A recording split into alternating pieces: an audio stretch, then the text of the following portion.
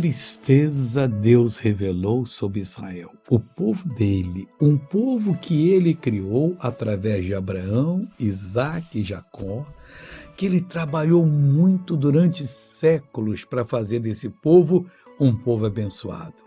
Mas quando ele veio pessoalmente visitar Israel para dar solução a todos os problemas, ele é Jesus de Nazaré. Jesus é o Jeová que fez aliança com Abraão. Olha o que ele disse aqui no Salmos 81, versículo 11. Mas o meu povo não quis ouvir a minha voz. Que tristeza, Israel. Por que você fez isso? E Israel não me quis. E agora? Sofreu, né? Logo, anos depois que não quis fazer isso com Jesus, Tito destruiu Jerusalém, foram expulsos pelo monte, só voltaram em 47. Que Deus abençoe eles. Vamos agora ver uma pessoa abençoada. Deus me curou hoje. De quê? Da coluna e do meu ombro, que é operado, ó. Aqui tá a marca da cirurgia aqui. Eu tenho tendinite. Deu tendinite? O nervo...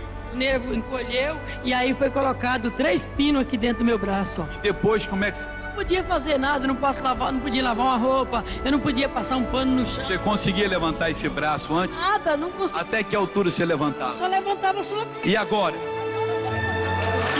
Oh, glória a Deus! E a coluna? Tem 20 anos que eu tenho 3 hernias de disco, bico de papagaio. Mas graças a Deus, hoje Jesus me curou. O que você não podia fazer? Nada. Não podia fazer nada na minha casa. Não podia abaixar, não? Não podia abaixar, não podia carregar. Abaixa agora em nome de Jesus. E pra andar, como é que é? Pra me andar, eu andava assim, ó, devagarzinho. Agora dá a volta à vitória, vai lá e dá a volta à vitória. Olha só, pessoal. Volta, dá a volta à vitória. Oh, glória a Deus. Vamos agora orar. Pai, muito obrigado. Nós queremos ouvir a tua voz. Nós te queremos, Deus, como nosso Senhor. Nós abrimos o coração, nós suplicamos por ti. Ajuda-nos, Senhor. Pai, eu mando todo o mal que está na vida dessa pessoa ir embora. Saia em nome de Jesus. E você diz amém. Deus te abençoe.